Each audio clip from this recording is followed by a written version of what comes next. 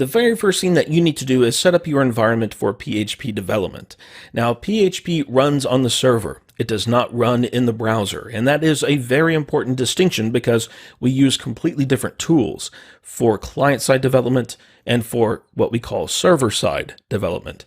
PHP is a server-side technology, just like Ruby and ASP.NET and several other technologies. So what we essentially want to do is set up our computer to be a web server, because that's how this whole thing works. We make a request to a web server. The web server executes the PHP, and then it returns the resulting HTML. And the name of PHP, which is PHP Hypertext Preprocessor, that's very descriptive as to what PHP does. It essentially generates HTML. So when it comes to setting up your environment, the very first thing you need is PHP. Now, let me say this. We're going to go over the things that you typically need for PHP development, but don't install anything yet. We are going to install a tool that's going to give us everything that we need and configure it how we need it. Because the thing about PHP is that you have to install different pieces of software. You also need to configure them however you need to configure them. And we're just not going to do that. If there's a tool out there that will get us up and running very quickly, then that's what we are going to do. We are programmers after all. We are going to be lazy.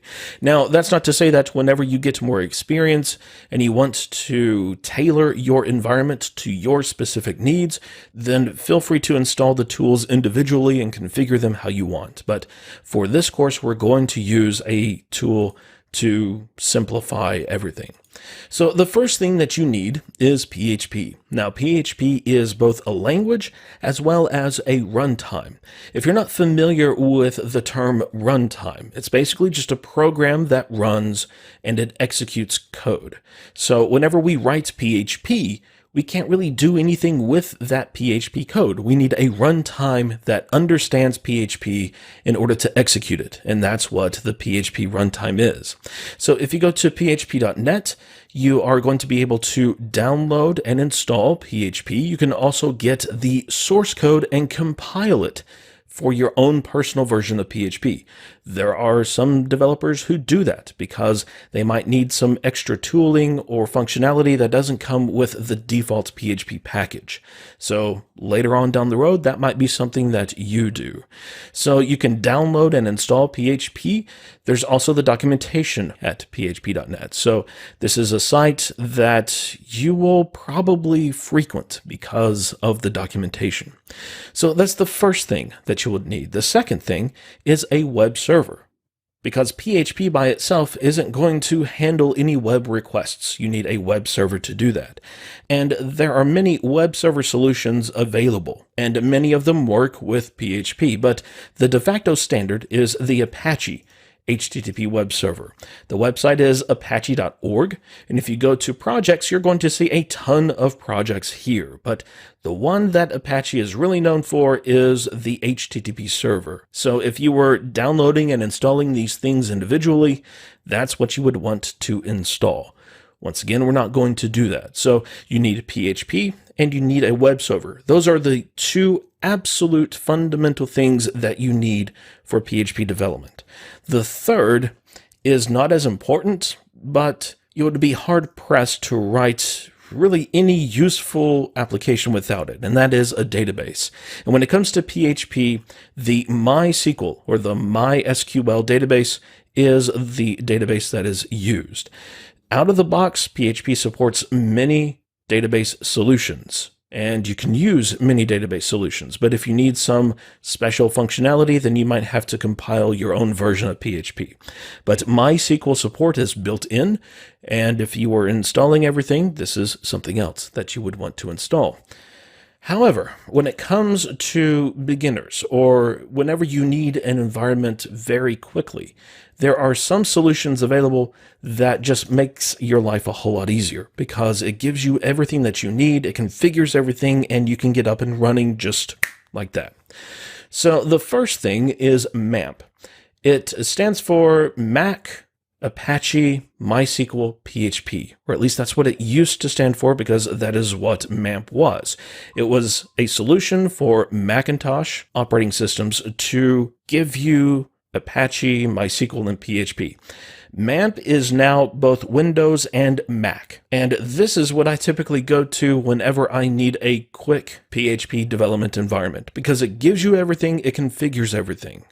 And in this course, this is the tool that I use. And if you use Windows or Mac OS, then I encourage you to use MAMP. The installation is very straightforward. You have two versions, but really whenever you download the Pro version. Now, the Pro version is not free. You do have to pay for the Pro version. However, there is a free trial. But whenever you install MAMP, you get to choose. Do you want to use that trial, or do you just want regular MAMP? And regular MAMP is going to be just fine. So download it, install it, and you will be good to go. And we will go over MAMP here in a few moments. So this is the time that you need to install something.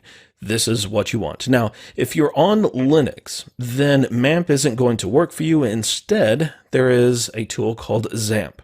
And XAMPP also has packages for Windows and Mac OS. So this is an alternative, but notice that there is no MySQL. It tells you up here what this is. It's Apache MariaDB, which I have to admit I have no idea what MariaDB is, and PHP and Perl.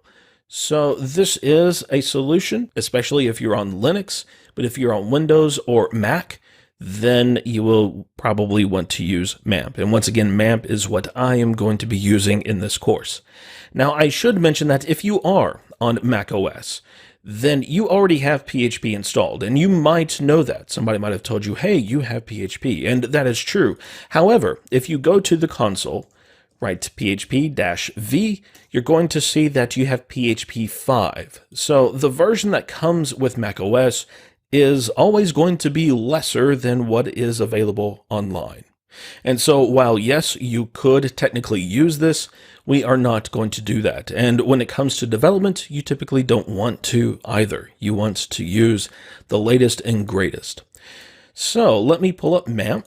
One of the nice things about MAMP is that it installs everything for you, but it doesn't turn on the different services until you start MAMP. And this is very useful if you don't have a dedicated development machine or a dedicated virtual machine for development, because these are services that would normally run in the background. They're consuming resources on your computer. And with MAMP, it will start those services whenever you start up MAMP, and it will turn those services off whenever you close MAMP. So that is a very nice feature. Let's go to Preferences. And you're going to see the start-stop settings. Now, by default, both of those are checked, and if you want to uncheck them, feel free. That's fine. It doesn't really matter to me. But I like to have those start and stop whenever I start and stop MAMP. So when it comes to ports, these are the ports for the different services, like Apache. The default HTTP port is port 80. So whenever we run our application, we would have a local host and then port 8888. And in fact, we will pull up the MAMP page.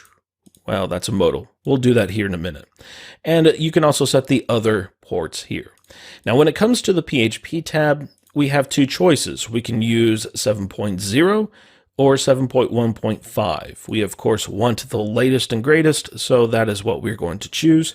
If you wanted to turn on caching, you could do that, but I'm going to leave that off. And then comes the web server. Now, this is where we can set what's called the document root.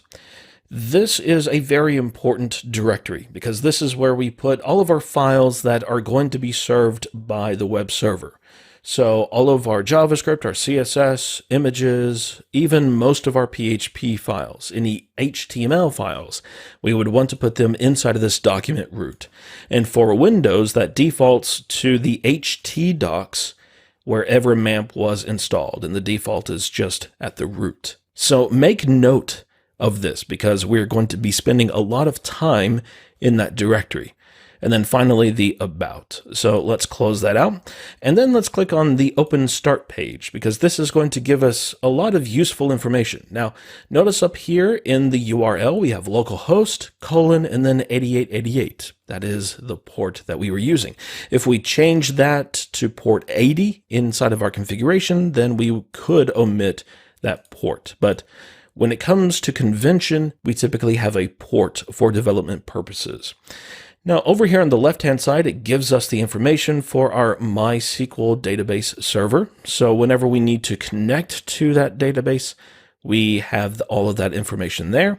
There's a tool called PHP which is a very useful tool for managing a MySQL database, because out of the box, you don't have anything except a command line utility. You can download a graphical interface for managing a MySQL database, but there's also an option like PHP and this is something that we are going to be using primarily because we have it at our disposal. And then there's PHP Info, which is very, very useful because this gives us all of the information about our particular installation of PHP. So if you are working within an environment that you didn't set up and you want to see what modules are installed, you can use PHP Info to do that. And we're not going to really go over anything here because we have everything that we need. And now we get to write some code. So I'm going to use the command line to fire up my code editor because that's really the easiest way to open up my code editor where I want it to open up to. So I'm going to cd into mamp htdocs, and I'm going to run code. I like to use Visual Studio Code because it is a nice editor, especially for JavaScript environments. But there's also many other code editors available. So if you're brand new to writing code, I highly recommend that you download and try as many code editors as possible, because that's the only way that you're going to find which code editors that you like to use. There's Visual Studio Code, there is GitHub's Atom, there is Adobe's Brackets, there's Sublime Text, there's PHP WebStorm. There are a ton of code editors, and let me reiterate, download and try many of them because none of them work the same, and you're going to find some that you like. You're also going to find some that you don't like. So I'm going to create a new file, and let's call this index.php.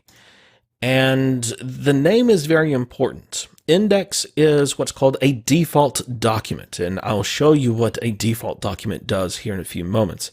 But as far as the code is concerned, we're going to have an open angle bracket, a question mark, and then PHP, a space, then echo, and then a pair of quotes. Now they can be double quotes or they can be single quotes. It doesn't matter as long as they are the same. You can't have double quotes and then a single quote. You need two of the same type of quote. I'm going to use single quotes, and we are going to type what's called a string. It is a type of data that we work with very regularly in not just PHP, but programming in general. It is a string of characters. So we're going to say hello world. This is our typical incantation for learning a new language. And then we're going to have a semicolon after the trailing quote. And then finally, a question mark, and then a closing angle bracket. So this is our first line of PHP code. Now we just need to run this. And so we, of course, want to pull up our web browser. We want to go to localhost, and we need to specify the port, 8888, and we are going to see hello world. Now, let's view the source. All we see is the text, hello world. We don't see the PHP tag or anything like that. We just have the text. And I want to reiterate that PHP runs on the server. So what we see here in the browser is the result of running this code. We are simply writing out hello world to the response that is then being loaded into the browser. So we could come in here and we could add HTML, which is something that we will look at in the next lesson. But for now, this is going to be fine. So this index.html is the default document for our Apache web server. If you notice, we didn't specify index.php here in the URL. Of course, we could do that if we wanted to. But the default document means that whenever you don't specify an actual file, if you just have the directory, or in this case, just the host name, it's going to find that default document if it exists. Because we could also come in here and let's rename this to index1.php. And now we're going to see, well, it's not a 404, but it couldn't find any file to serve here because index1.php is not the default document. And we didn't explicitly say index1 in the URL. So the default document is there so that we can omit the file name. And if the default document is there within that directory, Apache is going to use that file. So that is our first PHP application.